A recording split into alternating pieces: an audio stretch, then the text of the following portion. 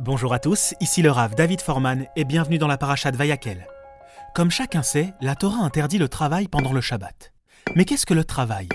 En hébreu, cela se dit melacha. Et selon la Mishnah et la Gemara, il y a 39 catégories de melacha qui sont interdites pendant le Shabbat. D'où a-t-on appris toutes ces catégories de travail ? Eh bien en fait, tout cela vient d'un enseignement de nos sages se basant sur une juxtaposition de textes dans la paracha de cette semaine. Au début de la paracha, la première chose que l'on voit, c'est un ordre que Moshe donne aux Juifs d'observer le Shabbat. Shechet yamim ta'ase melacha, pendant 6 jours on travaillera, ou vayom hashevei, mais au 7e jour, yeh lachem kodesh, ce sera un jour saint, un jour de Shabbat pour Dieu. Juste après ça, vayomer Moshe el kol hadat bnei Israël les morts. Moshe dit à l'ensemble du peuple, kechu meitechem terum al Hashem kol nediv libo. C'est un ordre pour chacun d'apporter différents types de matériaux bruts à partir desquels le Mishkan, le tabernacle, sera construit.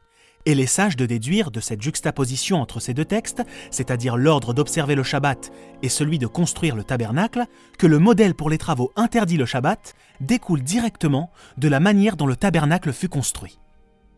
Donc si on veut savoir ce qu'il est interdit de faire pendant Shabbat, il suffit de voir ce que le peuple a fait pour construire le Mishkan. Le peuple a coloré des matériaux avec des colorants, donc colorer des matériaux avec des colorants est interdit le Shabbat. Le peuple a tissé pour construire le Mishkan, il est aussi interdit de tisser le Shabbat, et ainsi de suite, jusqu'à ce qu'on arrive à 39 travaux, tous interdits le jour du Shabbat. La question que je veux vous poser, c'est pourquoi ?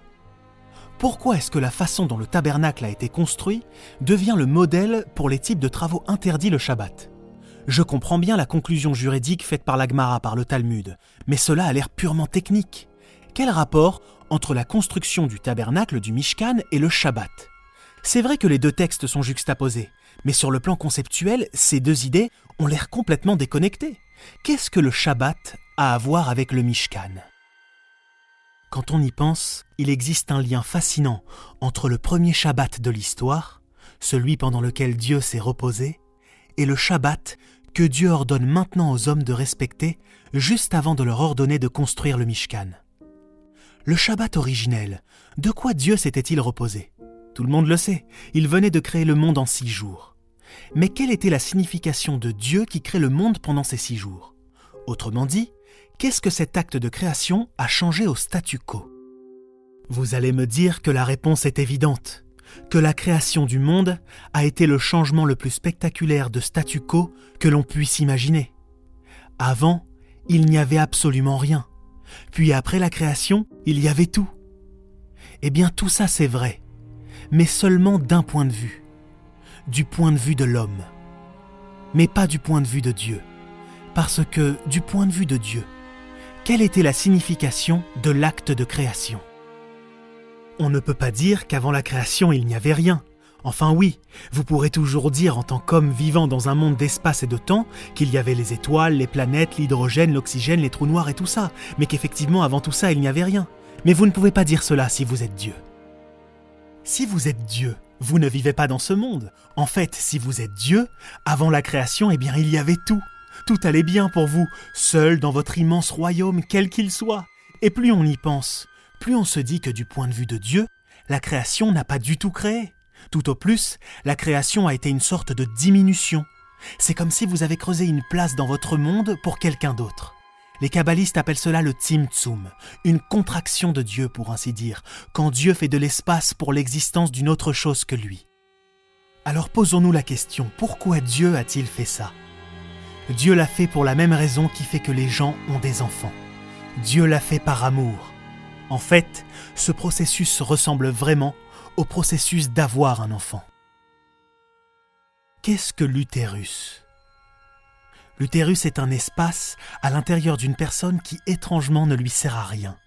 Le corps entier, tous les organes, tous jusqu'au dernier, tout est là pour soi, pour sa propre vie. Sauf une partie du corps humain qui est là pour un autre. C'est l'utérus. L'utérus est là pour créer un environnement parfaitement calibré pour nourrir et faire vivre l'être que vous voulez créer et mettre au monde. Alors pourquoi Dieu a fait ça ? Pourquoi Dieu s'est-il contracté pour faire de la place à quelque chose d'autre ? Il l'a fait parce qu'il avait un plan. Il voulait créer un être, un enfant, une créature, un être séparé, qui possède le libre arbitre et avec lequel il pourrait avoir une relation.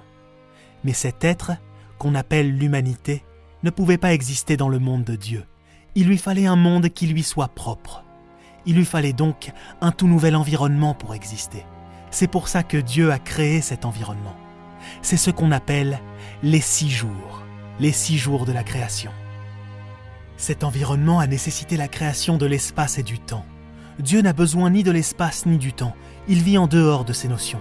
Il a fallu alors créer les particules subatomiques, les atomes les plus simples, l'hydrogène. Ces atomes d'hydrogène se regrouperaient en nuages. Les nuages s'effondreraient sous la force de leur propre gravité. Et la friction mettrait le feu à leur four thermonucléaire. Et ils deviendraient alors des étoiles. Les supernovas créeraient le carbone, le zinc, l'or, tous les éléments lourds. Cet environnement exigerait des lois de la physique parfaitement calibrées.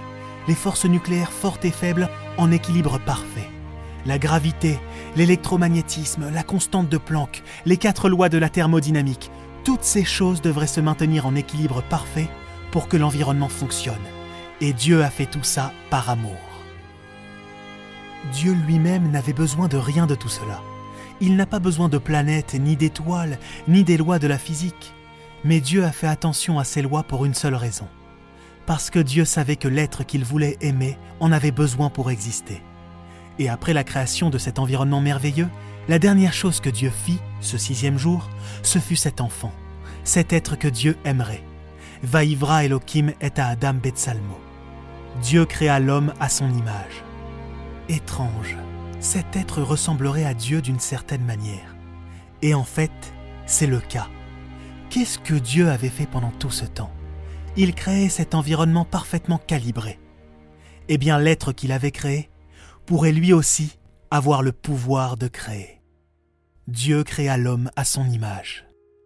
En un instant, Dieu a créé l'univers et tout ce qui lui permet d'exister. Pendant 6 jours, il l'a modelé, façonné selon sa volonté, en séparant des éléments, cette partie par-ci et cette partie par-là, en laissant les choses se développer et déployer tout leur potentiel. C'est ça que Dieu appelle la Mélacha. C'est le processus où l'esprit décide ce qu'on veut faire et ensuite on le fait. L'homme s'engage aussi dans ce processus. L'homme peut adapter son environnement en fonction de ses désirs. Non seulement l'homme peut adapter son environnement en utilisant ce processus qu'on appelle Mélacha, mais l'homme est vraiment divin en ce sens qu'il peut aussi créer un environnement. En fait, il peut faire exactement ce que Dieu a fait. C'est son destin. Créer un environnement et s'adapter à son environnement. Regardez le centre de la Torah et tout ce qui tourne autour. La 2e moitié du livre de Shemot. La première moitié du livre de Bamidbar et le livre de Vaïkra. De quoi parlent ces sections ? Eh bien, cela parle de l'homme qui crée une variante de ce que Dieu a créé. Qu'a fait Dieu quand il a créé l'univers ? Au début, il y avait tout. Et puis Dieu a dit « Non, je vais créer un petit appartement avec tout ce qu'il faut pour l'être que j'aime. » Et maintenant les hommes font de même. Les hommes sont dans un vaste univers d'espace et de temps. Et ils disent « On va faire un petit espace dédié à celui qu'on aime. » Il faudra qu'il y ait des lois spéciales pour lui. Les lois qui n'ont rien à voir avec nous. Mais on va respecter ces lois parce qu'on aime Dieu et qu'on doit le faire pour que ça marche pour lui. Il y a alors des lois de Touma et de Tahara, de pureté et d'impureté. Il y a des lois de Kodesh et de Chol qui n'ont rien à voir avec l'univers des humains, mais qui ont tout leur sens dans le monde de Dieu. On respecte ces lois parce qu'on se soucie de Dieu et qu'on veut que l'environnement fonctionne pour lui. On veut qu'il puisse habiter dans cet appartement, parmi nous. De la même manière que Dieu observe les lois de la physique pour faire que notre monde fonctionne, eh bien nous aussi, on observe les lois divines pour que l'appartement de Dieu fonctionne.